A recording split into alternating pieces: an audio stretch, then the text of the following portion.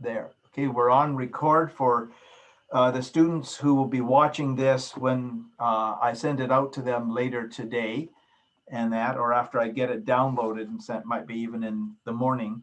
We'll wait and see. Uh, Let me begin by, I've taken attendance of those who are here. And by the way, those of you who get the recording, when you get it and you watch it, you need to write me back and say, I watched listening from, this is February 1, so that I can go and I can mark you off as being in class by virtually watching at a different time zone, etc. So to you who receive this as a recording, make sure you write me back. I'll send it out to you. Make sure you write me back and say, I watched it. So that'll be appreciated. Thank you. Let me just open in prayer, and then I'm going to start. God, thank you for this gift of communication, that we have the capacity to speak to people, and we have the capacity to listen to people and to learn. Help us realize that this is an important area of life, the whole issue of communication. I pray this in Christ's name. Amen. Okay, now let me just explain again, coming back to what was just being asked. I have all the speeches that have been handed in to me. I have them. I'm just going to check out. I have them graded, the ones that I've received, and most of the class has handed those in. There's 1, 2, 3, 4 students I haven't received an email from, or I haven't received it yet from, and I'm just pulling out just to show you that these are all of the, so far, and I have another class yet to do, but these are yours or in this group right here. And I have them done. It's a very simple evaluation form. It's not as heavy as this, the second and third one will be. So what I have left to do is to scan them into the computer and send them to your email. So you will be getting those, and that should be tomorrow. So they're all, the ones that I have are all graded.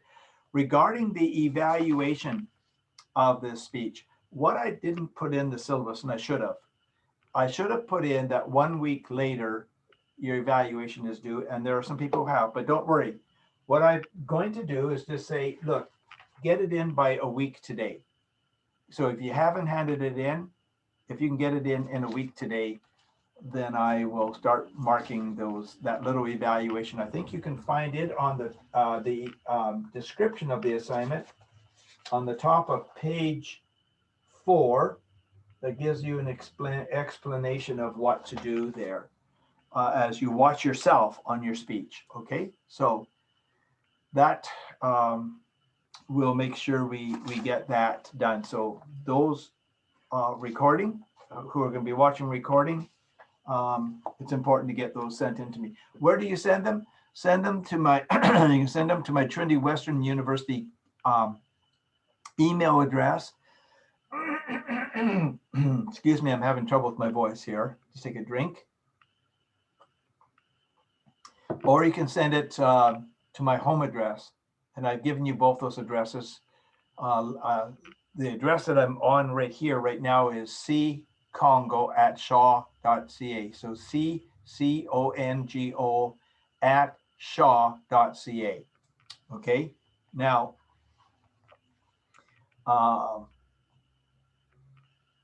so get those in the next week. And if you have questions, you certainly can either send your questions or your documents to that address or to my address that's on the front of the syllabus.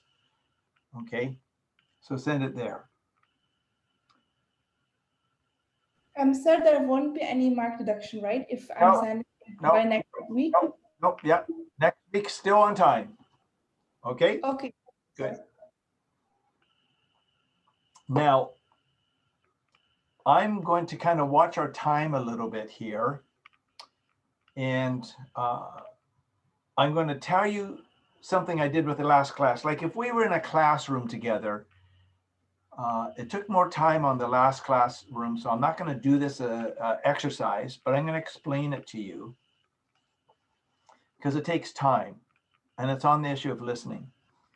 I really enjoy this exercise, but it's so much more difficult to do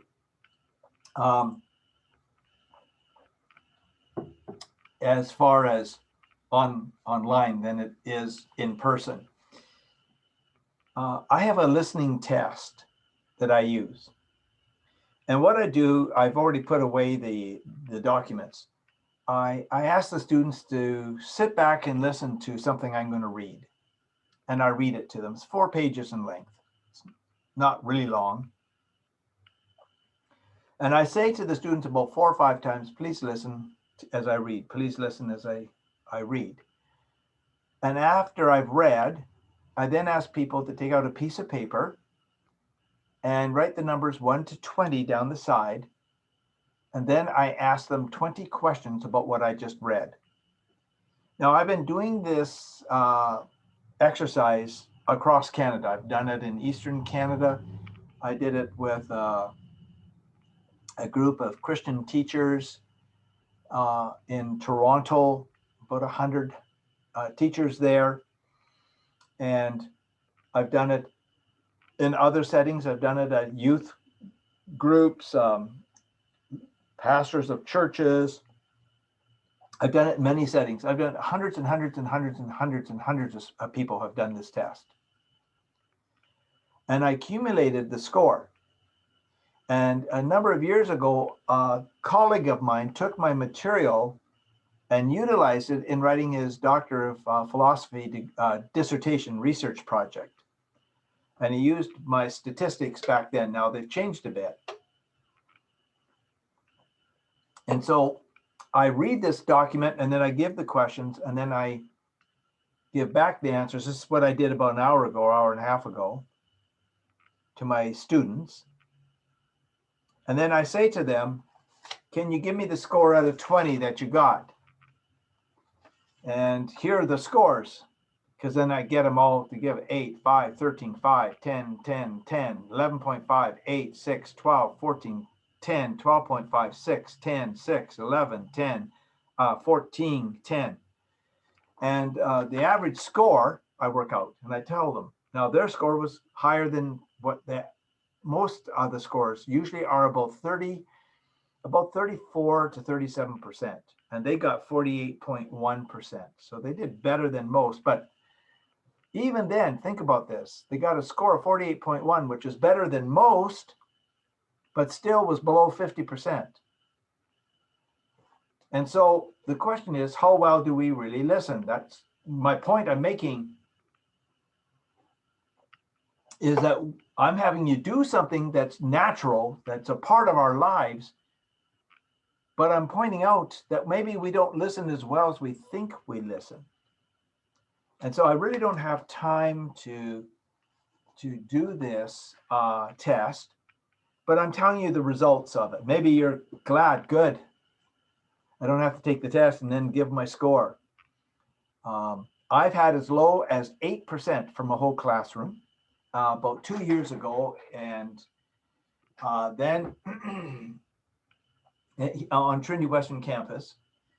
And I've had it as high as in the low 50s. That's about the highest I've ever gotten. And so this topic of listening is very, very important. And you have the PowerPoints on this. You don't have to go look for your PowerPoints, but you can later because I sent you all the PowerPoints, but I'll have them up here for you just to follow. Listening is a very important part of communication. In fact, you'll spend more time listening than you will talking. In fact, as executives in high positions spend upward to 75% of their job listening. Listening to presentations, listening to colleagues sharing, listening in boardrooms, listening to people that are accountable to them, listening to people who write things, so they're listening by reading what these people are saying and taking seriously what they're saying. Listening is an incredibly important part of communication. And if you're going to be a public speaker, you need to realize that people are hopefully listening to you. And if you are the audience, hopefully you're listening to the speaker. And it may sound like, wow, that's so obvious. But it's so obvious, why do the scores usually come out in the 30 percentile bracket? We're busy and we have many things on our mind. And when somebody's presenting, it's really hard to get us to focus ourselves on what that person's saying. And if that's the case, when you're speaking, the very people you're speaking to are very busy people and have lots on their mind. And how can you get them to focus in on you and what you're saying? Not so easy. I mean, seriously, if you're making a presentation in this class, in other classes, in your professional career, if you're making a presentation representing a company to another company, and if they're going to make a decision to buy your commodity, it could be worth millions of dollars to your business. Do you want them only taking in about 30, 33, 34 to 48% of what you're saying? No, no. The odds are you probably won't be getting them to take your business. Or if they do, they may take it not really understanding what they're getting into. If you're going to get married, if you're not married, if you're going to get married, do you want to be spending time with your spouse, sharing some things, and they not listening to you? The reality is we're humans, and there are times we don't. Marriages are built on trust, love, and commitment. And the foundation of a lot of that in a significant way is the issue of communication. Part of that is listening. A significant part of that is listening. We need to listen. And do I blow it? Yes, I do. I like to think that I was the world's best listener, but I am not even close to that. We're all challenged by this issue of listening. The important part. In fact, I remember once I was working in a large church here in Abbotsford, Northview Community Church.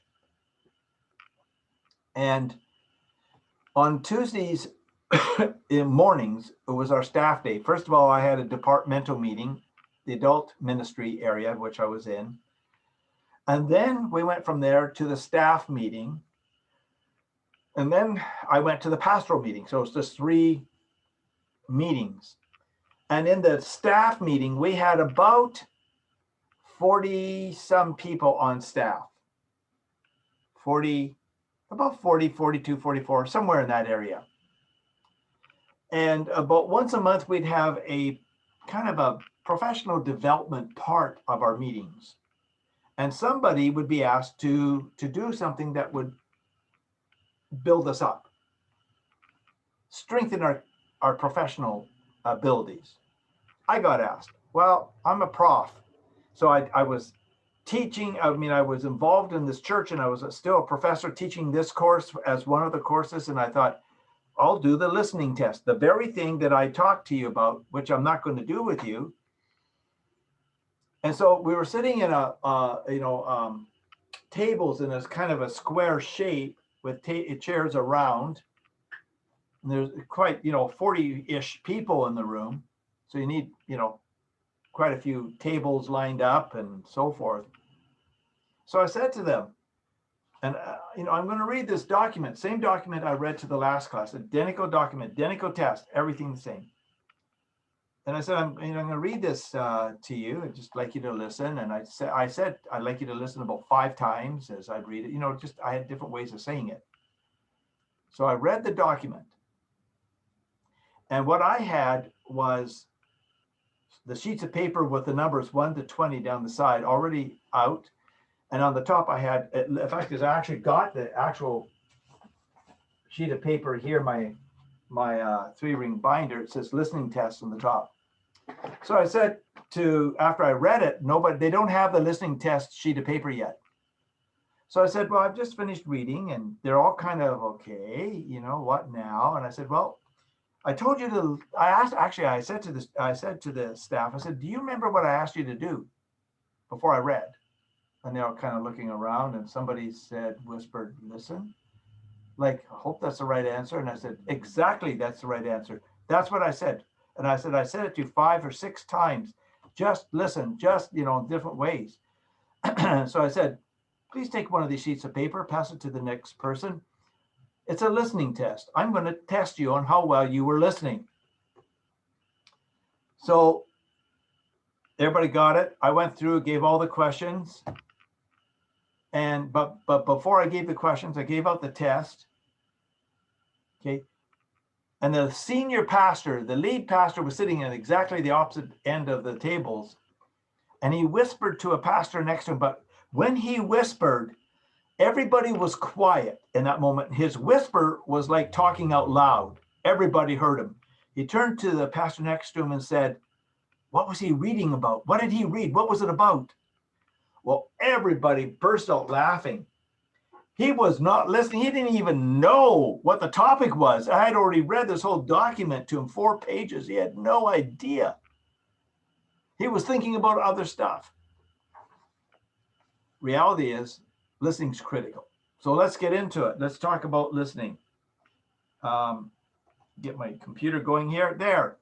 We had this on earlier in the semester. We talked about one-way communication. There is a sender. The sender has a message, they have a channel, and they have a person who receives the message. It's one way, this from the sender all the way to the receiver through the message, through a channel. And there are other dynamics that I mentioned to you the other day that you'll see when we talk about two-way communication. I'm not going into this long because we've been here. But at the bottom it says listening is necessary. It's necessary. This is two-way transactional communication. You have a sender who has a message, uses a channel, and talks or shares something to another person who's the receiver. But then the receiver responds back, becomes the sender with a message through a channel to the original sender who's now the receiver. You have a conversation. That's all I'm describing here. So you say to a friend you might see sometime and say, hey, how's the classes going? You are the sender, the message, and maybe you're sending it on the phone, you're talking. And the original receiver becomes the sender and comes back and says, all those classes are going well, except that class from Congo is driving me crazy. Uses the channel, the original sender is receiving the message. Boy, oh, it's a challenge, eh? I know what you mean. I had him a couple years ago. And so you have a conversation. Now there's an environment, both in one-way and two-way communication. Is it hostile? Is it warm? Is it a party? Is it loud? Is it quiet? Is it just two of you? Whatever the environment is, there's always an environment, hostility or warm, caring, whatever it is. The fact is, just before I came on this class here, just before I came on, I was with one student from my last class, and I literally finished him and jumped into this class here. And he said, could I get some advice? He said, he doesn't live in British Columbia, he lives in another part of Canada. He says, I'm going into a meeting tomorrow. No, later today. Yeah, later today. In fact, is about a half an hour from now. He's going into a meeting. And he says, with a couple of supervisors, and some of them have made complaints about me that I think aren't true. I'm just wondering if you could give me advice on how I should approach this. The environment he felt was going to be a bit hostile. So I told him, do not become defensive. Do not attack. Listen carefully, even take notes. Ask for clarification. Give a response back, why you feel you've actually done that according to what you are required to do, but also you're willing to learn. Don't let the environment control you. Could be hostile. So I had that talk just before this class started. Finished, in fact, literally finished it at 1 minute to 3. I also talked to you before about encoding, decoding, the whole issue of words. We're going to go into that a little bit further again later in the semester. We encode, we put words in our mind and meanings to words. And then when somebody speaks, we decode what they're saying based on the words they're using. Then there's the issue of noise. As you can see in this, this model, I should have been using my arrow here. Noise, psychological noise and physical noise that impacts the capacity to listen. So all these are important factors in understanding. And guess what? Listening is necessary in two-way communication. Let me share about 4 false assumptions made about listening. 4 false assumptions about listening. Number 1, we listen well. Number 1, we listen well. The last class got a higher score than most of them, 48.1%. That's still a fail. Better than the others, I get that. But that means that almost 52% was missed. And we need to be aware that there will never be, likely never, I shouldn't say never, likely seldom 100%, because it's challenging, especially when it's a large group, to get everybody focused for 100% of the time listening to everything said. Reality is, though, we don't listen as well as we think we do. And the reason I gave the test is to demonstrate we can go further in the development of our listening skills and also in our ability to help in communication, help people listen to us when we are speaking. And that's important, that we understand we want people to listen to us, but also we need to listen to people. But we do not listen as well as we think we do. Example, years ago, I was a college student. I was taking a college in Surrey, not far from Trinity Western. It wasn't Trinity Western, taking a degree there. But we lived in Vancouver, and my wife, Joanne, worked at the University of British Columbia, UBC. And so she went out towards the west, and I went southeast to the college. I took the car, and she had a friend pick her up and would take her to the university because they both worked there. And I went to the college 5 days a week, Monday, Tuesday, Wednesday, Thursday, Friday. On Tuesday night, on Thursday night, and all day Saturday, I had a part-time job downtown Vancouver at the department store, The Bay. And I worked in the ladies' shoes department. I sold ladies' shoes. And so I would go to school all those days, do all my homework, and then I would scramble on Thursday night to catch a bus to go downtown Vancouver, come home after, get up the next morning, go to school, come home, catch a bus, and Friday night, go to work, come home, get up early Saturday morning, take a bus, and go all day. And when Saturday was the big day, it was the busiest day, and I would be busy on my feet the whole time. So I would come home Saturday night tired. And when I came home Saturdays, when I got on the bus, it was already full. I had to stand for quite a while before I could sit before the bus started dropping people off. Okay. And then I came home and I was mentally tired. I was physically tired. And we didn't have a lot of money. We lived in an apartment on Knight Street Bridge in Vancouver. And I would come home. And Joanne, we didn't have a TV. We were too poor. And we never bought a newspaper except on Saturdays because we couldn't afford to buy it every day. So I got the newspaper when I come home and I'd go to the couch and I'd sit down. All I want to do is just decompress. I just want to wipe away the day. It's been busy. and my feet are sore. And I would open up the sports section of the newspaper, and I was reading. And this one night I'm reading the newspaper and I have it up in my hands like this in front of my face. And Joanne is over in the kitchen and she's talking.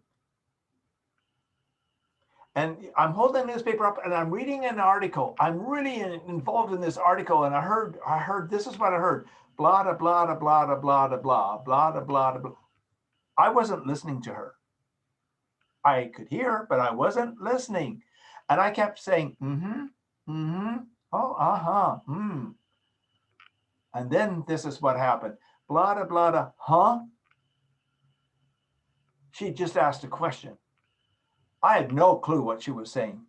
I wasn't listening to her. I heard her. I wasn't listening. And we'll talk a second about the difference between listening and hearing. So I put the paper down. I said, well, that's an interesting question you asked, Joanne. I was wondering if you could just rephrase it again so I really understood what you're saying. Now, why was I doing that? I was trying to fake her out as if I were listening, but didn't understand. And she looked at me and she said, you were not listening to me, were you? And I went, me? I'm your loving husband. We've been married less than 2 years. How could you ask such a question? She said, you were not listening, were you? I put my head down. No. She said, well, let me ask the question again. What would you like for supper? Okay. I heard her. I wasn't listening. I heard the blah, blah, blah, blah, blah, but I wasn't listening. We do not believe we can be taught to listen well. Yeah, we can be taught. And this test, once I did it, in fact, I told my students, I said, hey, next day when we get together, I'm gonna give another article I'd like to read to you. They're all coming in. They're gonna be really listening because they're expecting they might get another listening test. We can be taught how to listen better than we think we are capable of doing. We believe listening and hearing are the same thing. Listening and hearing are not the same thing. They're very, very different. Hearing is a body function. Listening, I'm trying to get there it is. Oops, there it is. Come on. Listening is a selective activity. See, you have the capacity to hear without you trying, unless you have a hearing problem. Listening is choosing to make meaning to what you're hearing. See, when I speak, it's sound waves going out into the air and across my speaker system here and to you. You can hear me. The question is, are you listening to me? Listening is a choice to say, okay, there are these sound waves coming at me, and the sound waves are forming words, and the words have meaning. Am I choosing to listen to the words and then strike meaning to it? So there's a difference between hearing and listening. When I'm in class, like if we were in a classroom right now together, at this point, you're writing notes down, and I pick up my 3-ring binder, and I have a desk, and I have it closed, and you're writing away, and I hold it up, and I drop it, or else I have a heavy book, and I drop it. And the book is up here, and then it hits the desk, and the desk is stronger, and it stops it. And then what happens when my 2 hands do this? You can hear the sound. That's compressed air, and the sound, our air goes out as airwaves out into the room, and your ears hear it. And when I do drop the book on the desk, students are not looking, they don't realize what's about to happen, and they jump. They're startled, they're caught off guard. They weren't expecting that sound. And I say to them, did you hear the sound? And they're all looking at me like, yeah, thanks a lot. And I said, what happened was that the book hit the desk, it compressed the air, and it blasted the sound, like compressed air, out into the room. And your ears heard the sound. It was startling, and it made you jump.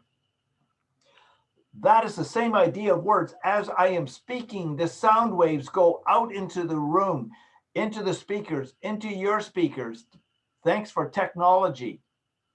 And you have to make a choice. Are you busy doing something else? And so I'm talking away and you're thinking of you're not even listening to me, but you hear me? The issue is choosing to make those sound waves have meaning, because they have meaning. That's listening. That's different than hearing. So somebody says to you, and I've heard people and I've never corrected them, do you hear me?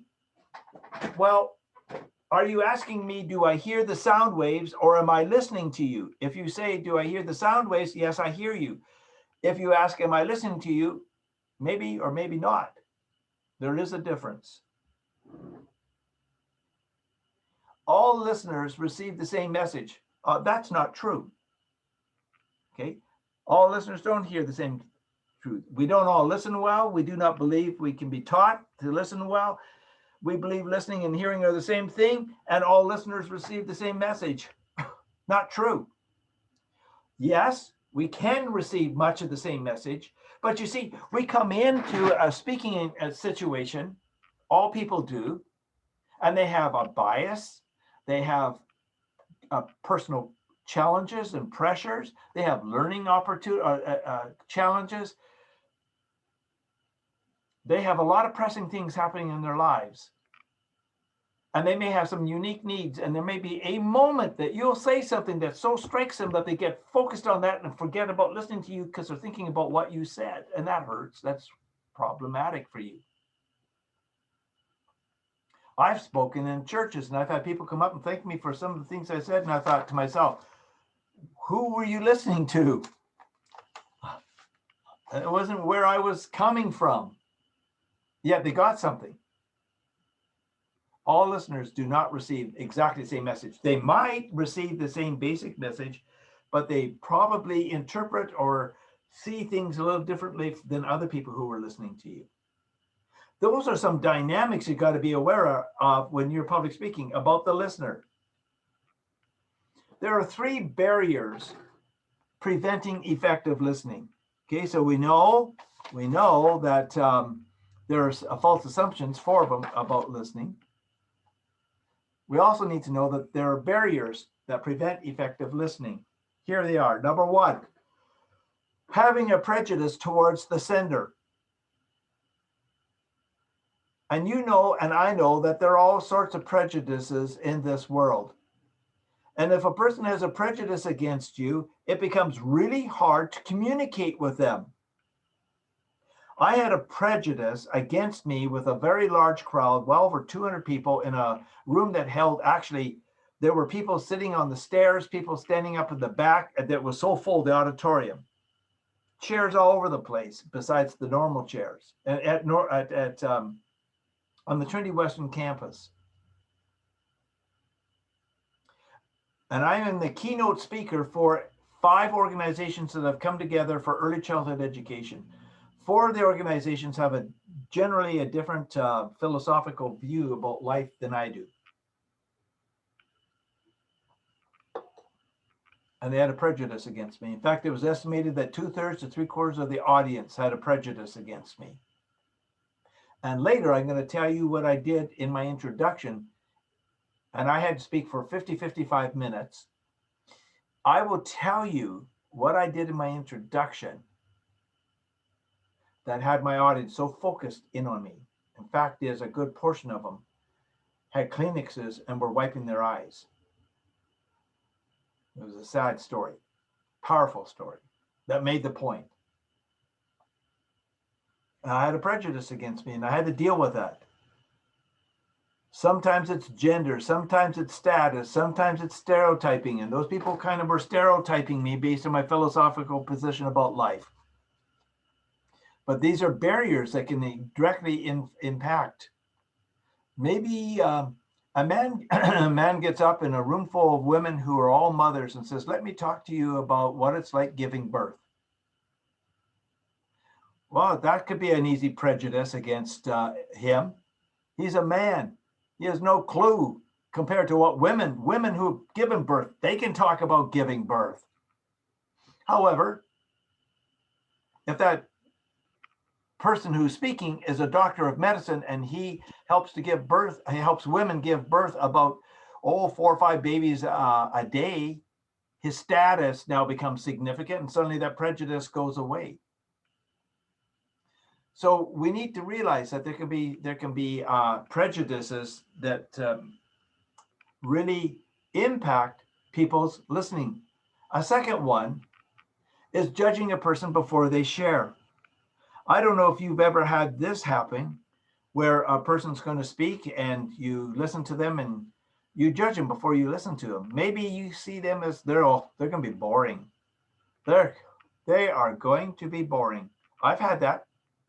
I remember one person who spoke at a college that I attended, and we all students gathered together once a day, all 5 days during the week for spiritual nourishment. And some who had a particular type of profession tended to be boring. And one guy got up, and I'm thinking, oh boy, here goes again. He's going to be boring. When he was finished speaking, we as a class, as a student body, gave him a standing ovation. He was anything but boring. Got to be careful, because boy, we can have a prejudice against a person and judge that person before they speak, thinking they might be boring. We might think they'll be difficult to understand. They just are just not going to be easy. So I don't know that I want to even listen. We might think that the sender what the sender has to say will not be valuable to me. They're talking on a topic that's really not important to me. So when you do that, it makes it difficult for you to listen, or for you as a speaker to get them to listen. It will not be something I will agree with, and I will become either defensive or I'll become threatened from what they're having to share because I'm uncomfortable. And so we have to realize that you could be judged before you speak, and boy, you got to get past that. And we'll talk about some important things you do to help as we go through the semester. The third area, along with the issue of having a prejudice or judging a person before they speak, is yielding to distractions. Boy, there's all sorts of distractions. Semantic distractions can happen. We can come to a point of, well, they say things that we don't appreciate. They say boys when they should have said men, because maybe it's all men. And we don't appreciate that. Instead of saying ladies, maybe we say girls when they're all mature women. That may or may not be a semantic distraction. And when that happens, it can become a reason people don't listen to what we have to say, to what they have to say. So we have to always be careful with that. Mental distractions. This test that I gave, I didn't ask these students, but I've often said to the students, like when I've asked the test before, while I was reading this document to you, how many of you, while you had to stay here in the room, mentally had left the room? In other words, you were thinking about something outside the room. Show of hands. And you know what? Be honest. You're not going to fail the test, or I'm not going to scold you or anything like that. A lot of people put up their hands. Yeah, I was thinking about something else. You know, I mean, when my wife was talking to me after I came home and I was reading the newspaper, I was distracted by the newspaper, by the sports. It happens a lot. I remember once I was at we were part of a church group of young adults that met Sunday mornings, and I was working my doctoral degree at Oregon State University. We're living in Corvallis, and we had this guy who was speaking who was very credentialed and could speak on the topic that he was speaking on. But I wasn't listening. See, I had run into a problem with my doctoral dissertation. And if I couldn't figure out the solution, I was going to have to start all over again on another research project. And that already had put a year into this. And I couldn't figure it out. I honestly could not figure it out. And then all of a sudden, I realized I had the solution in my head. And I leaned over to Joanne sitting to my right and said, can I have a piece of paper and pen? She got me a piece of paper and pen, and I started writing my thoughts, just writing like crazy, just write, because if I can get them written down, I'm not going to forget them. And after a while, Joanne leaned over, looked at me because I was sitting to her left, and she looked at what I was writing. She said, what are you writing? I said, I got to get this down. I got to get this down. She said, why? Because this is my doctoral dissertation. She said, he thinks you're writing notes off him. He is looking at you as he's talking. He's getting more and more animated and excited because somebody's writing stuff down that he's speaking on. I felt sorry for the guy, but I had to get that down. It was a distraction. It was a distraction related to my future. And I had to get those notes down. I have to this day no idea exactly what he was speaking on. That can happen. And I yielded to that distraction. Another one that we have to be aware of are physical distractions.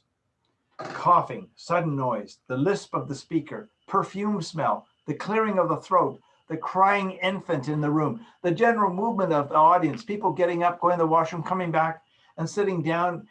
All these are potential distractions. I was teaching this course in the fall, not this last year, but the fall before. Yes, the fall before. I was teaching this course at the Richmond campus of Trinity Western University. And there was only one door out of the room. And a gal was up front and she was speaking. And a guy got up and walked, didn't go around the back way, which would have been difficult, but better than what he did. He literally walked around the side, then he walked straight in front of the gal, walked right in front of her. She was speaking, walked over to the door and went out.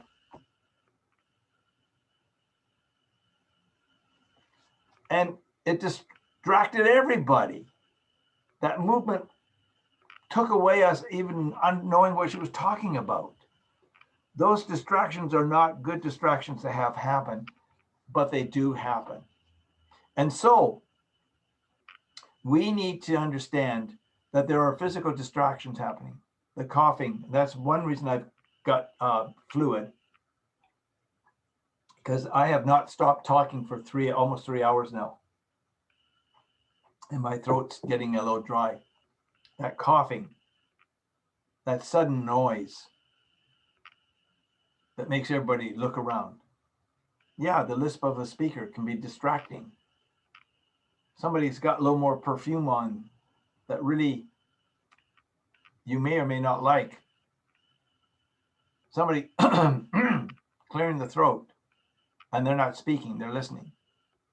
I remember sitting in an auditorium full of people. I would say about 1,200 people in the auditorium. And there's a couple there with a young infant, and the infant began to cry loud.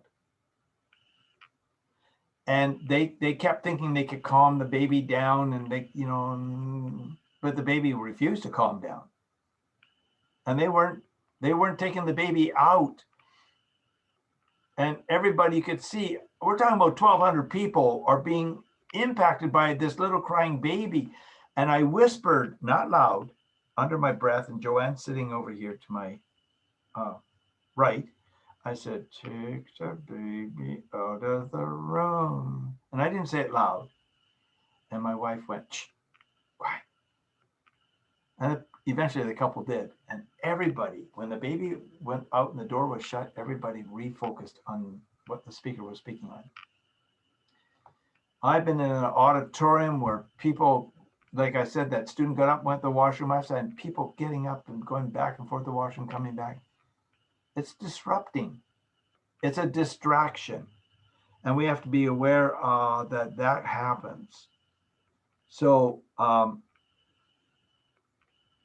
we need to be aware that when we have this happen, it can be problematic as a speaker. Factual distractions can be another distraction.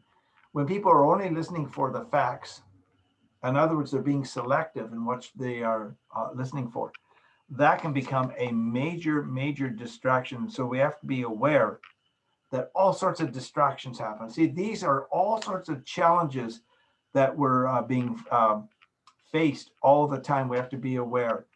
So prejudice against the speaker, or judging a person before they speak, or yielding to distractions, all become major problems and make it really difficult to really make a impact on an audience, and it impacts listening. So how do we overcome the barriers for effective listening, especially in a speech? What can we do to help that area? Well, one, if you're listening to a speaker, do not judge the speaker until he or she has spoken. Don't judge them. Like I said, that one speaker where the all student body gave him a standing ovation. We all knew that in his profession, they were all boring. He was not. We'd passed judgment on him before he spoke. Then when he spoke, we thought, oh, wow, am I ever glad I'm here? This was so worth hearing. I mean, that speaker, I don't remember the total specific things he talked about. I mean, I know the broad picture, but this happened back in the 1970s for me. This is what, 30, just trying to think, yeah, 40 years ago. I still remember that. He impacted a lot of people that day. So don't sit back and give the person a fair hearing. Don't judge them before they speak. Give attention to the speaker for the whole time. You know, some speakers start slow and get into it. That's not a good habit to get into. But if we listen to a person for the whole time, we might be learning something that's so impacting. And if nothing else, I've long since learned that every speaker always has at least one little golden nugget that they're going to say that's going to be worth hearing. I might have to listen to a half an hour of average speaking, and then all of a sudden they say something that stands out. And if I just have listened the whole time, I get that nugget. It is so worthwhile to spend the whole time listening to a speaker. See the speaker as having something valuable to say. In your mind, say, no matter how I perceive this person's got something that's going to be valuable for me to listen to. They've got something to say. However they say it, I want to glean something from what they say. So I'm going to listen. I'm not going to judge them. I'm going to give them attention for the whole time. And I'm going to say to myself, they have something that I need to hear because it's going to be so important for me to hear it. Listen for the main ideas of the speaker. Listen for the main ideas of the speaker. I was listening to our pastor of the church where I attend speaking on yesterday. And he came to a point where he was going to share these 4 important thoughts. I had a piece of paper and pen. I've got it in over here, this piece of paper. I wanted to get those 4 thoughts down. They were his main ideas. I was really listening carefully to that. Remove or ignore the distractions. No, you don't go over to the people who have a crying baby, pick the baby up out of their arms and run out the room. You'll probably get arrested by the police. But if you can't do that, you ignore. You have to focus more on what is being said if there are distractions. If you can remove the distractions, all the better. It will help. Other people are listening will thank you probably after if you remove or the distractions in some way. But certainly then, if you can't, you have to choose to remove to ignore. It's not always easy because all too easily we can be distracted. Write down the main ideas being spoken about. That's exactly what I did with that message that I received yesterday. It was worth it. Really good thoughts. Wrote them down and thought, wow. Fact is, I'm meeting with our pastor this Thursday morning, not about this, but other stuff on a professional level. But I'm going to tell him I was grateful because I wrote it down. I can review it before I go. Write down the main ideas being spoken. Why? I have a doctor of education. Here's something I've learned. If you just listen to somebody, you only retain a week later, at best, about 10%. That's why in classes, you need to be writing down. You have my PowerPoints. I get that. You need to review them. You need to write stuff down because then you know what it does? It impacts you. Why? Because you are physiologically using your body writing. Your brain is used to helping you write, and that locks it in your mind a lot better than just listening. I've listened to some good speakers and then later thought, what was it they said? Oh, what was it? It was good. I couldn't remember. I wrote it down. There it is. I have it. I can share it with them. Another, oops. See if I can get it out here. Oh, there it comes. Focus on the intent as well as the content. See, there's content given, but there's intent, there's motivation behind what is expressed. And one needs to try to understand the intent of what is being said as well as the content. And so that's why it's important to give the person as much of your senses involved as you can. In other words, physiologically, using your eyes, watching them, because we interpret what they're saying by body language, not just by words used. And we can pick up their intent by what they say. The central idea of what they're sharing is about. We'll get to that when we talk about the introduction, where you need to be sharing that. So we need to focus as listeners on the intent as well as the content that's being given. And so these are things that the sender needs to always be aware, and the listener needs to always be aware of doing.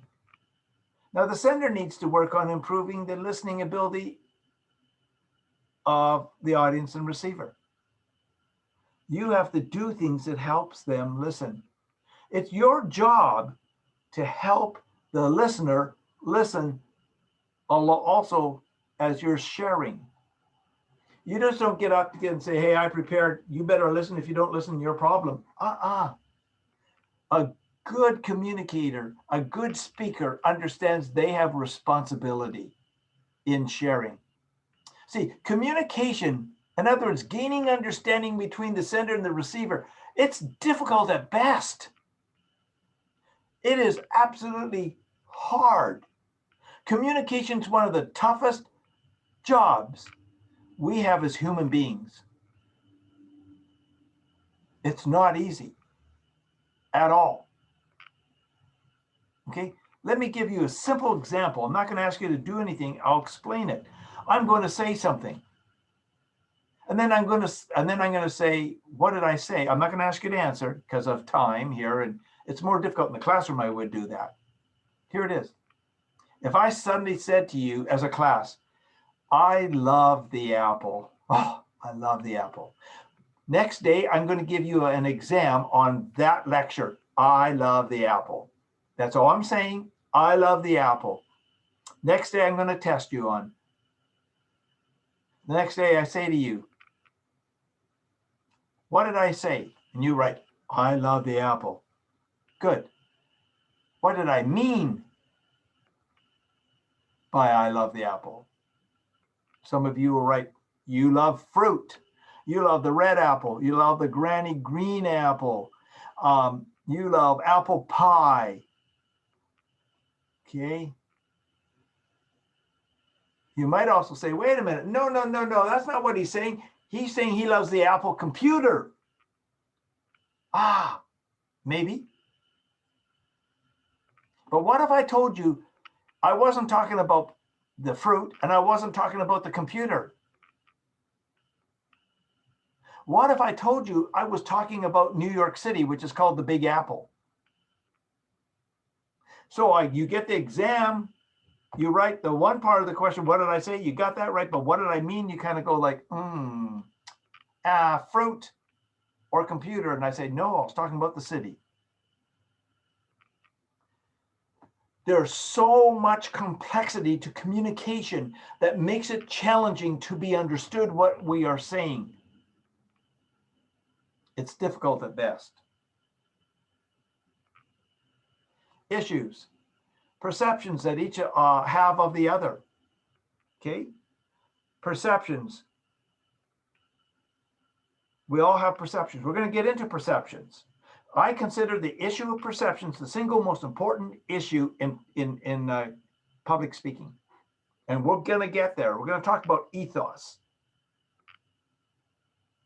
And our ethos, our perception of a speaker individually is so critical, because if it's not strong, we're in trouble as a speaker. And the perception that the speaker has of the audience is important. I went through where I spoke from a Sunday night, twice on Monday, Tuesday, Wednesday, Thursday, Friday, with a youth group at a camp, up to Thursday night, after I'd spoken in a unique situation. I thought I was totally failing.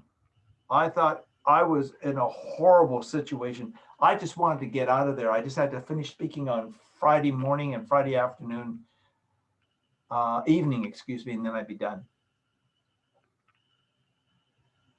And the issue of perception came up, and I'll talk about that later. I won't necessarily use the word perception, but you might pick up on it. But the perception the teenagers had of me and I had of them, and it was interesting. Interpreting language based on coding or encoding and decoding is an issue in listening. Like I used the word apple, okay? Encoding, the word apple has meaning. It's a word. It means fruit. It also now means a computer. It also means a city called the Big Apple. It also means other things that I haven't even mentioned, probably. So interpreting language is a challenge. It's an issue that we have to deal with. Verbal and nonverbal feedback. Verbal and nonverbal feedback. Do you know that a year ago, I was still teaching in the classroom? March 11 was my last day of teaching. I have not been on the Trinity Western University campus since March 11 of last year, almost now 1 year. I love the classroom. I love being with the students because I'm reading their nonverbal communication to me. And I'm sharing, and sometimes they have to put up their hand and say, clarify, and I'll clarify to make sure we have the right words, that we have our right meaning of what's going on, okay? Verbal and nonverbal feedback are very critical because we're interpreting. Sometimes, have you ever met somebody and you thought, oh, they're angry? They weren't angry. They were just deeply thinking about something. Sometimes a person uses a word, but the word has different meanings. And so verbal and nonverbal communication is challenging at best. Have you ever spoken in front of somebody and somebody frowned? And you thought, oh, they didn't like what I just said. I've had that happen. Turns out they weren't thinking about me at all. In fact, they weren't even listening to me. I don't know what's worse. They weren't listening to me or they weren't thinking bad about me. Whatever. The speaker in a speech, the speaker can improve audience listening. Okay, you can improve audience listening by speaking at a pace faster than used for conversational communication.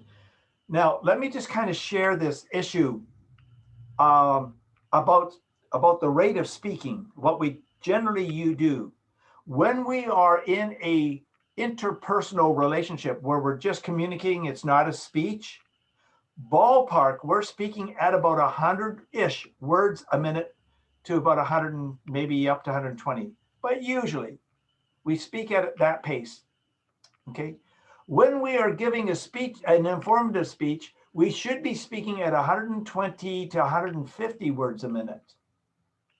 When we are in a speech that's a persuasive speech, we should be speaking between 140 and about 170, 175 words a minute. So you need to understand that when we're in a speech, we usually speak faster or should speak faster than used in a conversation. It's different conversationally than it is when you are the sender and everybody else is the receiver. So we need to think about speaking a little faster. I don't mean so fast that nobody can ever understand what I'm saying. I don't mean that. But I do mean speaking faster than what we normally speak. When I go downstairs after about 5 minutes from now, I'm finished here in this class. We're all finished in or so minutes. I'll go downstairs and Joanne will be downstairs and we'll have a conversation and I will speak to her. Okay. But I won't speak at the same speed that I'm speaking with you right now. As a speaker, you can improve the audience listening by speaking with louder volume than used for conversation communication. However, when you're public speaking, you need to learn to use strategic use of softer volume too. But don't just speak with a soft voice. I wrote to one of the evaluations here, I wrote to the person, actually a few, but one I remember, you need to project your voice more. You need to speak louder.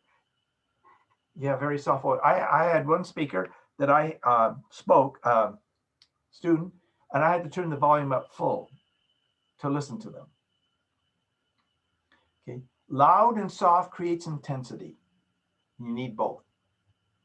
But you need to understand that when you're speaking, you need to take your air from your lungs and your chest and let them out. Don't speak from your throat. Speak from the volume of your inner person outward as you speak. That's important.